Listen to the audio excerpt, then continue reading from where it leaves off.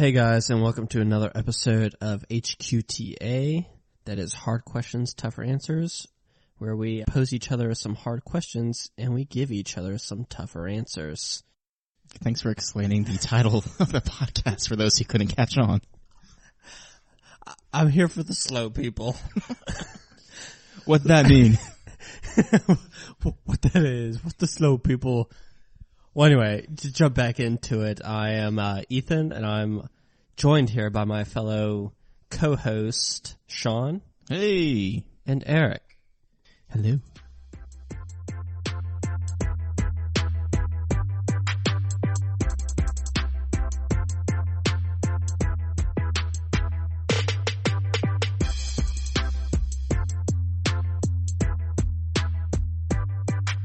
So, enough of this little chit-chat here and we've been going on and on.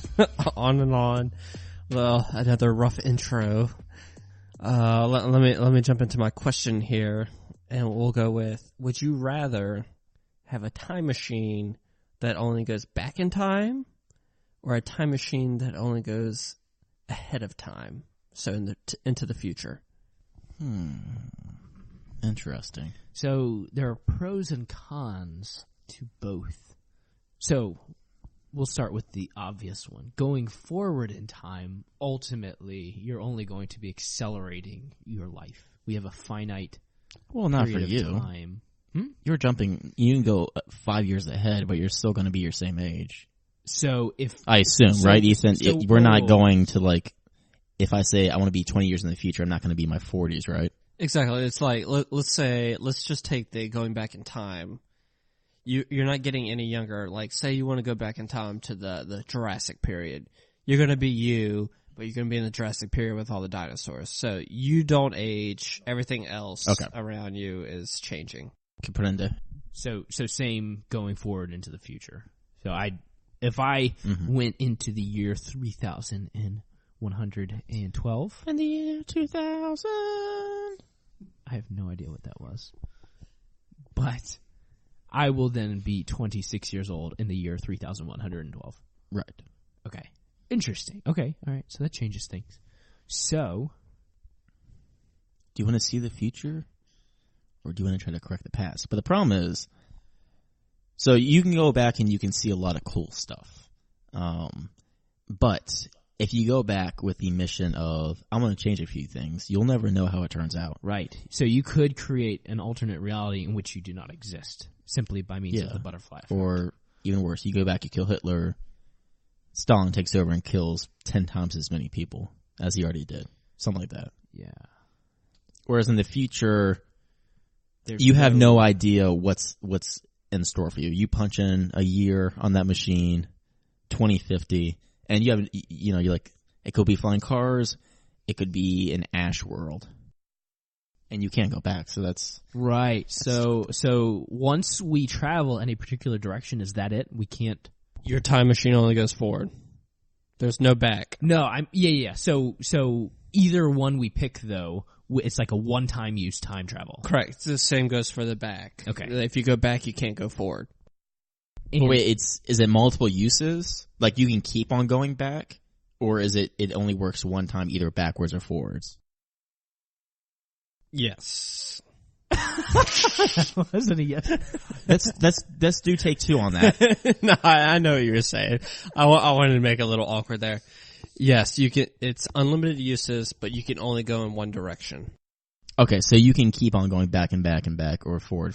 So So the problem with going forward forever, whatever that means in this scenario, is that if you go forward enough to go beyond the lifespan of the Earth, you're never going to ever have Earth ever again. Right.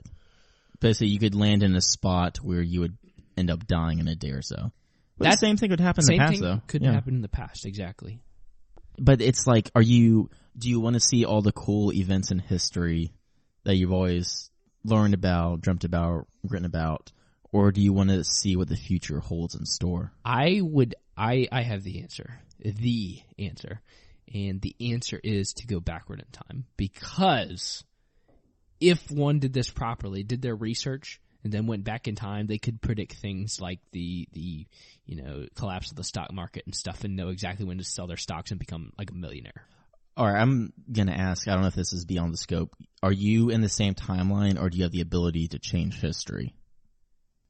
That's a good question. Let me say, like, if you go back in time, is it like now where I'm already back in time and I don't know about it and no one knows about it? No, you know about it. You know the history because you're from the future. If you go back in time, you're from the future. You know what's happened, so you can alter the time. Okay.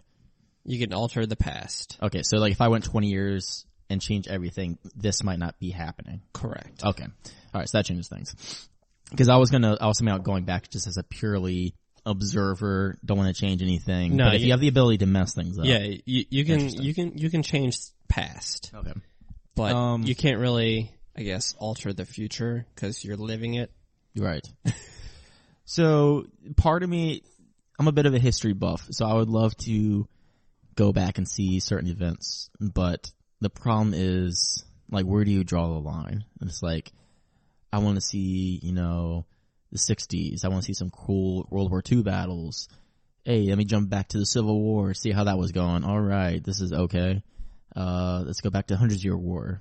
Let's go back to the cool ancient Greece time. But then eventually, you're going to keep on going. If you keep going further back, you're going to either stick out like a sore thumb and be executed for being weird, and I can't think of the alternative. I think if you just keep on going back in time, eventually you're going to wind up dead.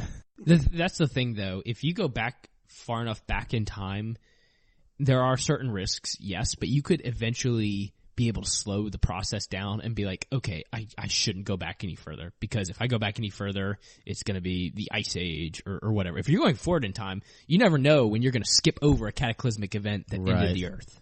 So do you have a year in mind? If you had this power right now and you keep on going back and back in time, do you have a day, month, year where you'd be like, okay, this is my limit, I'm not going any further back than this? I would go back to the 70s and enjoy some of those hair bands, Okay. All the free drugs. Bon Jovi. Yeah. Oh, and then you would just start over from there. No, I'd keep going backwards in time. I'd just go back to the 70s first. Okay, fuck the 90s. I'm asking again. Do you have a limit? You said like you don't want to keep on going back far enough, but if you go back to the 70s, you keep on going back further. Where would I stop? I'll say that again. Where would I stop? Yeah. Do you have a limit in mind? Shoot, dinosaurs, man. Fuck. Okay, so you go all the way back then. Do you think you could hang with the dinosaurs? I don't know. No, probably more like the Roman Empire. I think I could fit in with those dudes. Gattacus, Spartacus, them. How's your Latin? Caligula. Yeah. I took 4 years of Latin. Okay, so you're basically fluent. Curry, Dury. Domine. Associate. Okay. So you're going back. Pater noster, qui est in caelis, sanctificator nomen tuum. Si se puede. Y tu mama también. Regnum tuum. 9. Part of me, originally, Ethan, when you first started talking about this, I want to go back in time. Because I said, I'm a history buff, I want to see a lot of cool stuff.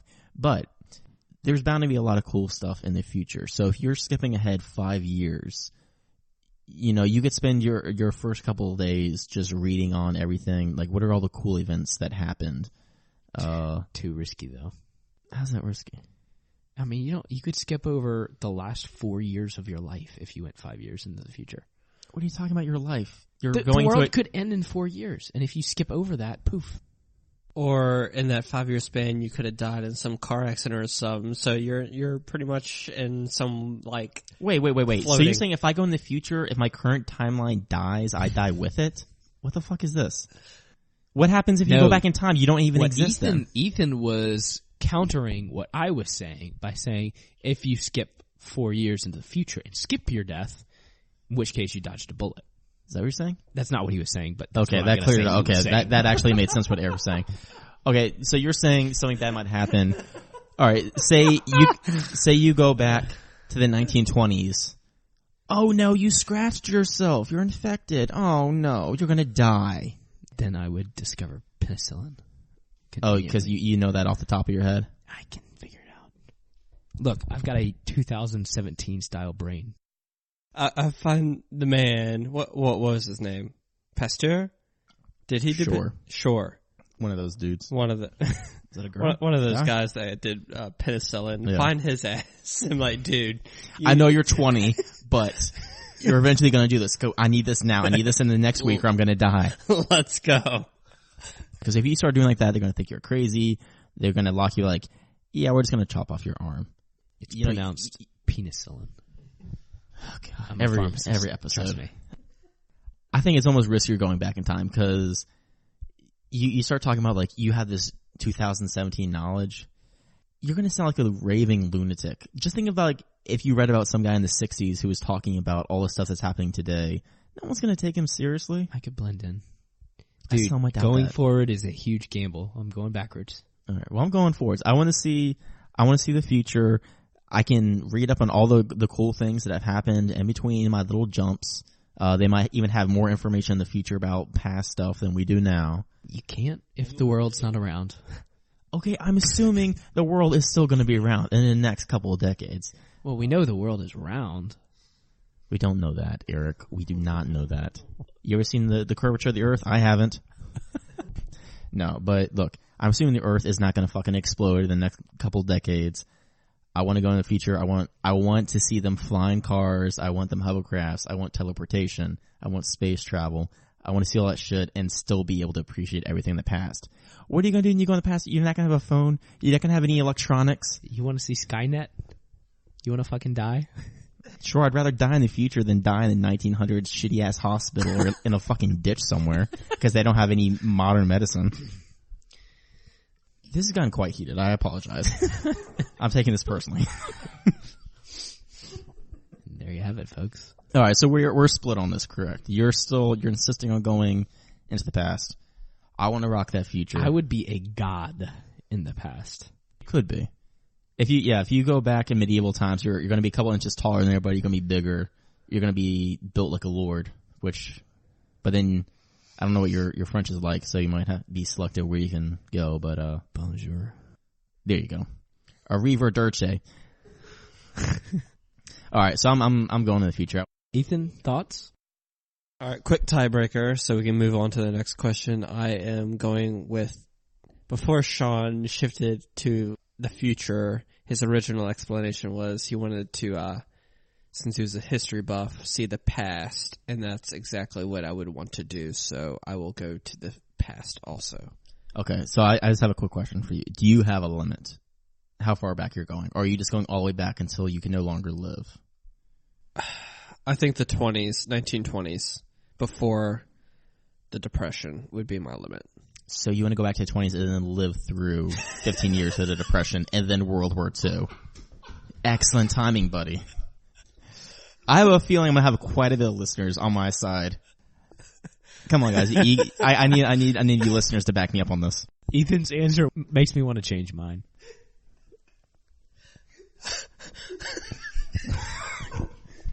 I'm joining Sean in the future. It's official. Okay.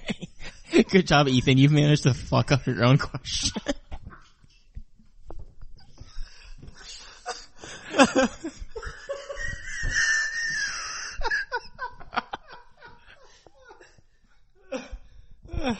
On to the next one.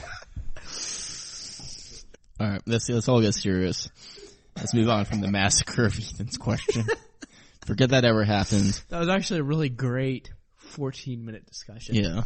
And then along comes Ethan. Yeah, it was good until it came, crumbling down at the end. I would go no further back than In the worst prior. period of American history. I want to go till it was good, and then it'll be bad. Next 20 years.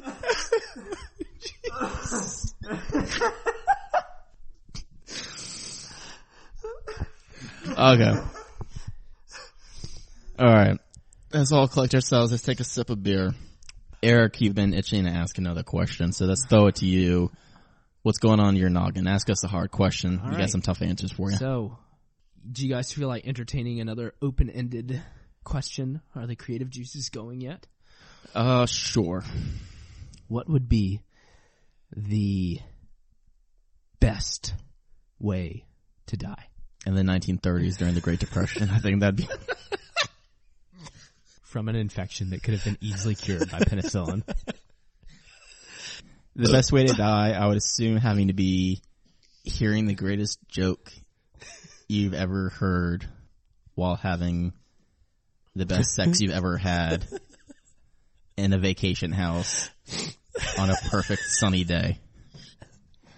And then you laugh and you climax. You climax and your body just transcends directly into the heavens.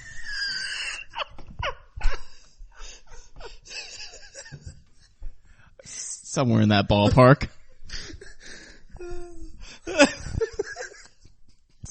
I don't think you can get any better than that. I was going to say in my sleep, but